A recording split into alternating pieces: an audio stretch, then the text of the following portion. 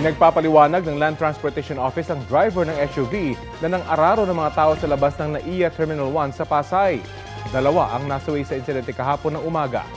Balitang hatid ni Oscar Oida. Sa kuha mula sa CCTV ng NAIA Terminal 1 na kumakalat ngayon sa social media, ang isang itim na SUV biglang umabante patungo sa isang entrance ng terminal. Dalawa ang nasawi.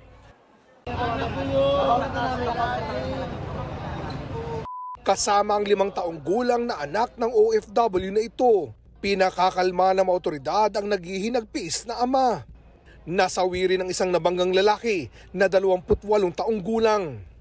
Nakikiramay tayo dun sa galong-galo na dun sa OFW na namatayan ng anak niya ngayon. Masakit, no? Masakit. Kausap ko yung father ng OFW siya. Hinatid lang siya ng pamilya niya kasama yung anak niya. Tapos ito yung nangyari. 3 ang sugatan at dinala sa ospital. Kasama sa kanila ang nanay ng nasawing bata.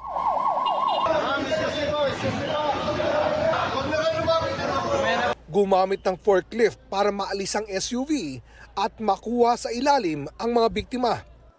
Dumating doon si Ramon Ang, chairman ng San Miguel at presidente ng NNIC o New NAIA Infra Corporation na nagmando ng pag-clear sa lugar.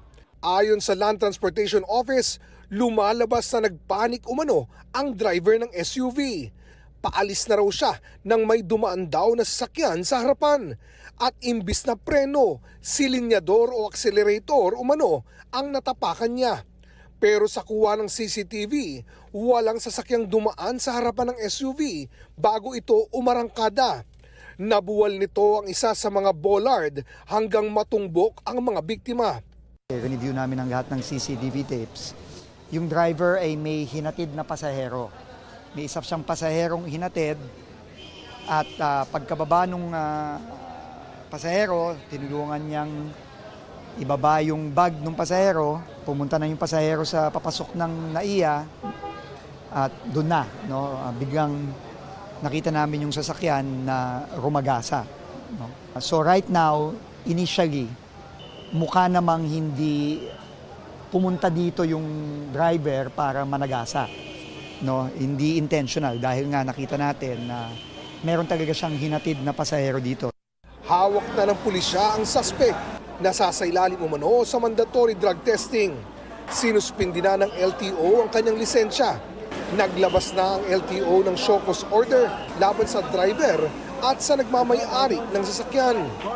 Nangako ang NNIC na sasagutin ang medical expenses ng mga sugatan at magbibigay ng financial assistance sa mga kaanak ng mga nasawi.